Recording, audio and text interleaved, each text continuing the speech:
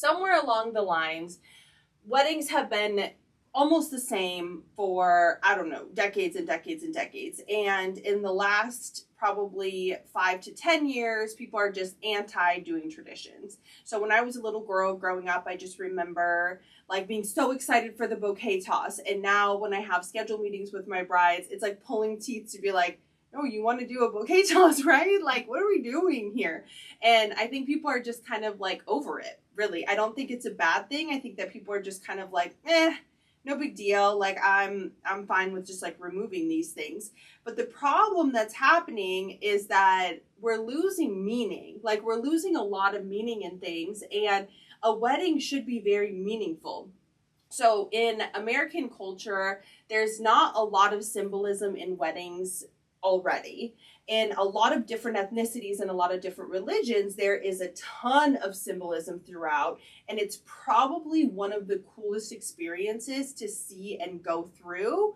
And I just think we need more of this. Like it's just not it's just not right. It's like the main focus of the wedding isn't drinking and dancing. Although that's fun and it's a highlight and it's great to celebrate and you have all of your favorite people around you, that should never be the main focus of this. I think that there should be so much more symbolism in this. Like there's key things that are so important in a marriage. There's wealth, there's health, prosperity, fertility. There's so many things that come along with a successful marriage. And I think that the whole wedding is a symbolism of two different people becoming one and starting this life together.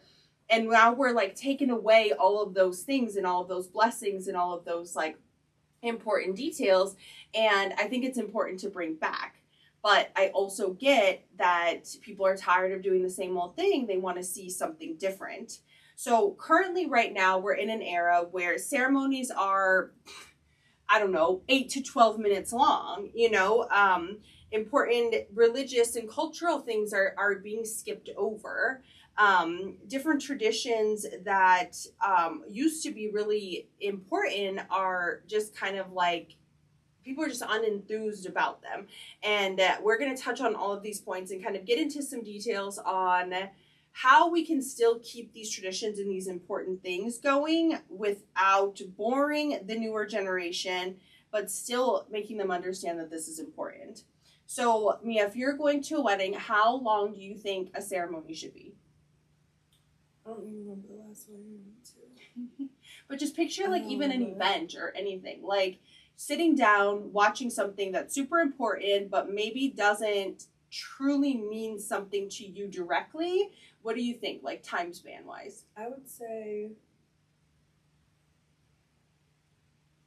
probably like 20 minutes is a good. That's I a don't good think time. It needs to be rushed. Mm-hmm. It doesn't need to be like, yeah, let's hurry up. And I think that, because that's probably the most important part of Yeah. the wedding. Yeah, 100%. It shouldn't be the shortest. But I like that you said 20 minutes because that's taking away from like old school, like an hour long. Yeah. And it's also not as short as like say the vows, exchange the rings, get off the stage. Like it's just like, there's got to be a little more to it. We've got to understand why we're here. So I definitely understand where people are coming from, but we just have to find some kind of happy medium here. I think that having traditions really kind of allow for like a story to be told, and they allow for guests to like connect emotionally to this. And in a time frame that we're at right now where there is so much stuff going on virtually, there's not a lot of human connection happening. I think it's important to really lock in with emotional connection and give deeper meaning to things. So we're going to go over some really important things. I think that how people are walking down the aisle are super important. Your first dance is important. I think people kind of like skip over. They're like, cut the song short. And I get it. Like you don't want it, to drag on forever. But also it's important. Your vows are important. And then in a lot of different cultures, there's other things. There's like tea ceremonies. There is henna that needs to be done, before the wedding in Indian ceremonies. There's breaking the glass in Jewish ceremony. There's a lot of things like family blessings and religious readings, candle, like a candle ceremony during the ceremony where you light like the unity candle, anniversary dances where you're honoring like other people in your family and like who's been married for so long. I think that those are all things that we should definitely kind of keep in and keep alive. Like I said, the bouquet toss and the garter toss has been a struggle to kind of keep alive. Cake cutting has been a struggle to kind of keep alive. Do we have to have them? No, but like they are kind of fun moments to have. And so like it doesn't hurt to have them. Right. So it doesn't take it's not away. Very important to take them away when it doesn't hurt to have them there. It's probably a lot to other people. Mm-hmm. I think that a lot of times people are just like, oh, I just don't want it to be like so much programming. I just want to dance. And it's like, yes, but like how many hours of dancing could you possibly have? Like, I feel like that stems from like club culture though. Yeah. You know, their wedding would be a club. Yeah. Because that's what they're used to. That's true. And it's a wedding and it's not a club. I do. I think you're spot on with that. I think that we definitely need to just shift the focus a little bit and like bring it back to like what this is, and of course still have a great, you know, kind of party and celebration. I would say that guests don't necessarily remember like the salad course or like exactly what they eat for dinner. I think that they are happy to have great food, and if it's bad, that's going to stick out, but like they're not going to be like super, that's not going to like unlock a new memory for them, but like the way that they felt throughout this, and like if they were moved in the ceremony, or if there was some neat tradition that happened in the reception, I think that those things really stick with people. So yeah, I think it's important when you go to an event. What are things that kind of like stand out in your mind? The vibe that's set, like music. Mm-hmm. I feel like music and like the ambiance is that's always sticking with you. That's mm-hmm. like this is what you're walking into. And then now, if somebody were to give like a speech and it like really moved you one way or another, like that's probably something that you'd be like, oh, wait a minute, I actually gained something coming from this. I feel a little bit more in touch. Like something that just sticks out, like that's different from other whatever it is. Yeah. If it sticks out, it's gonna stick with somebody. I think you're so right. One of the main points that we're gonna really kind of dive into is like the cultural and religious things that happen in weddings. I feel like we are very, very blessed as a company to be able to do so many different cultures, backgrounds, religions. We're not just like pigeonholed into like just one type of wedding. And we have had that luxury to be able to learn so much about different people's weddings. And that, I think, is something that's like probably the coolest thing that I can take away from this job in general. One thing that I notice a lot of times is that a lot of times the younger generations they don't understand a lot of the religious or cultural kind of happenings. They don't understand what they mean or what's supposed to happen. Maybe they don't speak the language, so they're not like things aren't translating well. And then another thing I notice is that they want to just hurry up and speed things up, and they want to take away a bunch of things. Like, no, I don't really want to do that. And a lot of times moms or like aunties step in then and they're like, no. You are absolutely going to be doing this at your wedding.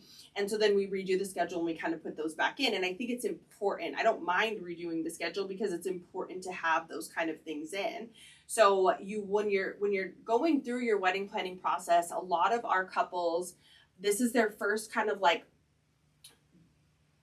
I don't want to say like adult responsibility, because of course like they already have jobs and they're, you know, going through things, but like really it's a time where it's like it's a real grown-up thing that they're planning. And a lot of times our couples want to do this on their own. They don't really want mom and dad involved in it. And I get that, and I think that that's great, but I do think that there should be some type of meeting, like a family meeting that's held that goes over like preserving your heritage and your background and your ancestry, and like really kind of learning, asking the questions that maybe you don't understand, and maybe because you don't understand these things, that's why you want to take them out. But just, you know, ask questions, get educated, and then educate your guests that are coming. Put details in the programs, you know, let people know why you're doing what you're doing. I also think it's really neat too, because there are so many like like mixed cultural relationships and friend groups. And so you do have a lot more people coming to your ceremony that aren't from your same background, and so they don't know. But like what a cool thing it is to be able to teach them and kind of share this with them, rather than cutting it out and like just ignoring it in life in general, because I just don't think that's I just don't think it's a good idea. I think that weddings today are becoming like really highly personalized, in a way of like, we're gonna like personalize the cocktail napkins and we're gonna like put little details around, but like we're not really paying attention to like the whys that we're doing things. We're doing it because it's like trendy on Pinterest, or like somebody saw, yeah, it like looks good, but people don't really know like but why am I doing this? Like, why do I have this sign here? Like, make it meaningful, like make things mean things. I think that that's like super, super important. I think that some of the most impactful weddings that I have ever planned are ones that are filled with this culture and this family and this tradition. And even as the planner that has been working with the couple for, several months, a year, and when I see things come to life, I'm like, oh my gosh, wow. Like, it's just so cool to see everything. There's some really cool things that I have been a part of that I would have never been able to experience in regular life. Like in Indian weddings, like the barat that happens before the ceremony is like so cool, so full of energy and so full of meaning and symbolism. There's so many different traditions, like in Lebanese weddings with like different dances and drummers and really kind of cool things like that. Jewish weddings, they have so many different traditions and like really meaningful things, a lot of things that are fun and like exciting, but then at the end, like the underlying part of it, it's really symbolizing the two families kind of coming together.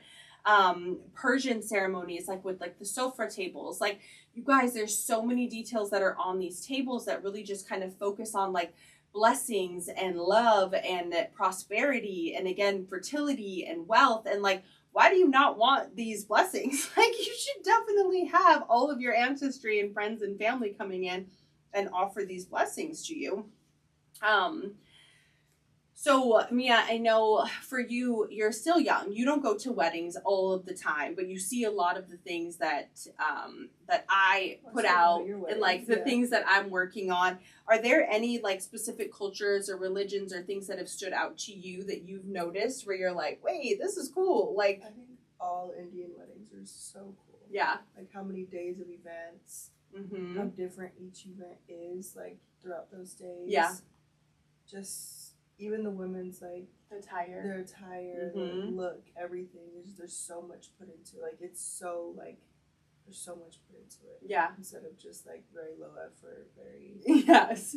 No shit like, to oh, nobody, same but thing. Yeah, over and just over. over and over and over. But it's like it's so different. Yeah. I love that too. And the music. The music is fire. It's lit, right?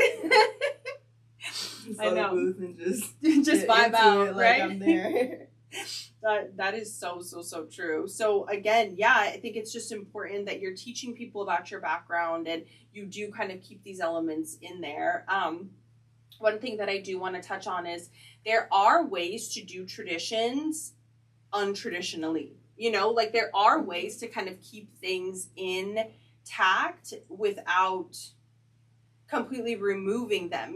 Like you can do things in your own way. Like let's take a barat, for instance. Like, okay, so tradition, groom comes in on something, make it your own, like make it your own kind of thing. Don't just take it out, like definitely kind of go through those motions. In just like, let's say a Christian ceremony, the unity candle was always super important. So most people kind of don't do that anymore, but it's so neat because it's symbolizing two families coming together for one flame. And like, how cool is that? So like, why not? Like, why would we not do something that's like actually showing the symbolism and really kind of like binding people together? And maybe you don't like candles. Okay, cool. So do something different. I've had people do wine ceremony.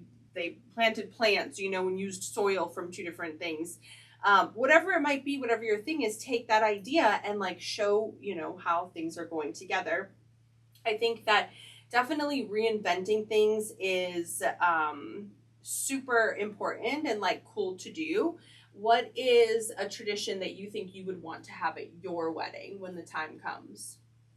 I would say definitely the bouquet toss. Yeah. It's not like a big tradition, but it's a tradition. So well, it is. It's like, a big deal because you're essentially passing on. It's like the luck, the marriage luck. So all like the single ladies have turned it into something different, where they're like nobody wants to touch the bouquet. Yeah. So it's like people don't want to get married. They all just duck and dodge it. So it's like, I don't want to throw a bouquet. And it's like, oh, nobody wants it. Okay. I don't know, but I feel like I would have that. Just something that stands out. Because I'm part of the younger generation, so I don't like. But it's good. I don't see a lot of other ones. It's good to have your eyes on things, and to understand it. And as you get more into it, maybe learning different things, and then you kind of make it your own. I think that a few others that are kind of cool is so during the ceremony, people write their own vows. But people become shy now and they don't want to say those, so then they do them in private. And I think that that's really neat. You're still kind of keeping that heartfelt, that sentiment alive, but you're doing it in your own way. Doing different personal heirloom exchanges, they're supposed to be something old, something new, something borrowed, something blue. And so many people kind of bypass that, but it's so neat as a family tradition to pass things on and to do something that means something. I think that different memorial moments and group prayers are important. I think it's in a lot of different ethnicities, it's so common to bless a couple for prosperity and wealth. And I think that in an American wedding, you would never tell someone I hope a lot of money comes to you and that you're rich. But why would you not? Why would you not wish that for somebody that you love? I think it's really good to do that. So you don't necessarily need to follow traditions exactly how they need to be, but definitely make your wedding mean something. Make your guests feel, make them feel something while they're there. It's important and it's going to stick with them. So that's really good. I think that we have gotten into so many routines lately, to simplify things, that's the end all goal. Let's simplify this. Let's make it shorter. Even if you listen to music and songs, average song length used to be 5 minutes, and now it's 3, 2 minutes, maybe. 30. Yes. I think most songs have been singing is 1:30. Because people don't have the attention span anymore. And I get it. We're all overstimulated. We all have so much information that's jam-packed. Sitting at a ceremony right now is so different than it would have been 10 years ago because your phone's going off and there's all kinds of crazy stuff going. But it's good to just unplug and kind of take a second. I think that our weddings are always super fun and meaningful, but I just can't tell you how many times I overhear conversations of people that are oh God, the speeches during dinner, they're just terrible. And it's who are you to be irritated with 20 minutes of speeches from this couple's loved ones, And what happens is because so many people are talking about how terrible and how long speeches can be and how boring they can be, then couples they're shying away from it. And they're making it as if, oh, I don't want long speeches. Let the people talk. Let's, let them talk. And also, of course, there needs to be limits on it because you don't have your venue forever. You don't have your DJ all night. But, at the same time, why are we rushing through these important moments? There was actually one time I was talking to one of our past brides, and we were kind of recapping the wedding, and she and her husband were so excited about the dancing and the celebrating. They wanted to just rush through everything. And her dad was speaking, and beforehand she was like, Dad, please cut your speech short. We don't have a lot of time. We just, we got to go through this. And so he said, okay, I will do that for you. And he cut it short, and then he gave her the speech a couple days later. And she read through it, and she said that she cried for hours because of the guilt she felt from cutting her dad short on not being able to say some of the things that he wanted to say. And after she told me that, I don't think I've ever been the same person again. I'm whoo, girl. So I think that those kind of things are important to hear as a bride because, yes, your coworker, from a job you had 6 years ago might be bored during your dad's speech, but like it's your dad's speech. So like let's just kind of like put in perspective what's important here and what's not. And let's not rush through or cut or take out these things that are super important. So I think that is all really important stuff. Let's see, am I missing anything here? Yeah, so just with that being said, I think that people in general are just super used to surface level content, and they're used to just looking for like, oh, this is pretty, let's just capture this, but then they're just forgetting about these really, really, really core moments. Let's see, I know you probably have weddings that come up on like your social media a lot, like just because you edit the podcast, you're involved in so much that I do, so I know your algorithm is like, oh, she must like weddings. There's weddings here there. I'm like, right. Where's the funny videos? Exactly.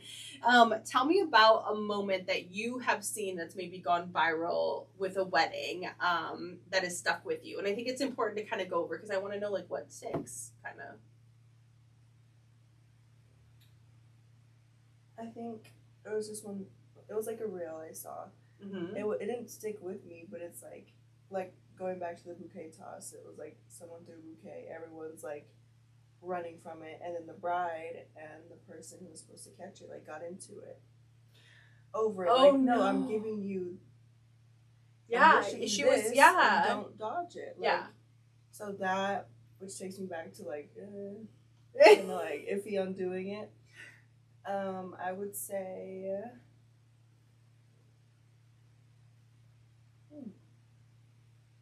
But maybe that person just shouldn't have been invited to the wedding. Like, if you don't believe in marriage, it's okay to not come to a wedding. Right. It's okay to not support if you don't want to.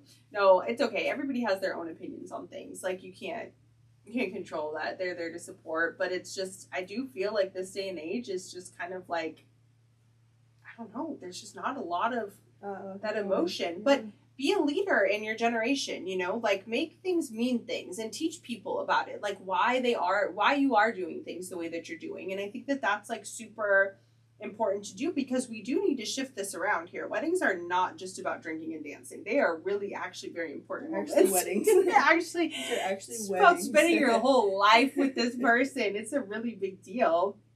I think that it's definitely good to, you know, like going back to the speeches, have the speeches in there, make sure that you're picking the right people to do this, you know, that they're comfortable, that they're not just kind of going to come up and do something half-assed. You know, it's a really, really big moment. Again, just kind of recapping how important it is to really keep family traditions in place and cultural and different religious aspects that just shouldn't really be skipped over. Like, learn about them, you know, learn about why things are the way they are, and then educate other people that are there too, because that's super important. I think that just as a world together as a humanization or humanity just in general, we just have to stop going through the motions, you know, like we've been dumbed down. We've been like just in this virtual world. We don't have a lot of like human interaction. Everything is just out. Yes, So more much. and more I and don't more. know what we're going to have. Exactly. I think we need to bring it back, and I hope that this podcast gets into all the right hands and all the right ears so that we can just, as just a crew together, just really get back to making sure that like aesthetics are important, yes, but also like why you're really there is more important. And just making sure you're prioritizing your experience over like the cocktail napkins, and making sure that, you know, the timeline is efficient, but also that we're there to like go through these motions. I think that a lot of couples just get caught up in trying to like appease their guests and make sure that everybody is having a great time, but also having a great time could be seeing this love and this unity kind of come together. I think in the grand scheme of things, you only have one wedding and you only have one day allotted to all of these important things. So you really want to make sure that all of the right things are being honored throughout this. I would say don't skip the speeches, don't skip the things that mean things, don't skip like important dances. Make sure that everything is like in line and in sync with meaning and importance. I think it's all just really good things. So I'm not saying that every wedding needs to be like jam-packed with traditions. And I'm not saying that, you know, you need to just go from one ceremony thing in one detail and just skip out the fun stuff. I'm saying that there's a good balance. And if something does mean something, think about why you're saying you want to cut it out before you cut it out. So then that way, maybe we have a little bit of a chance as a civilization to not lose these important things that are going on. Anything else?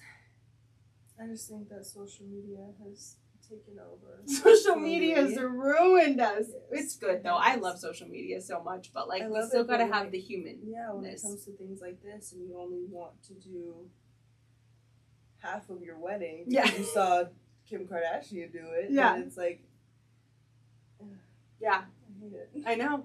Gotta be real, guys, for sure. But I have a huge, beautiful wedding. Not a lot of people. Yeah. But yeah, huge. And like tears. You want people to like feel something. Yes. Yeah. Very elegant and heartfelt. Yes, it's important. I would have it at our house if we could, just to like be all at home. Like I know. Like it's just a regular like dinner. Like which would be cool. Like we're all just hanging out. Yeah, it would be really cool. Yeah. All right, guys. Well, that's all we have for you today. Thank you so much for walking down the aisle with us. If you are an avid listener, please, or even if you're not, please make sure you give us a 5-star rating and a positive review, as it helps get everything into circulation.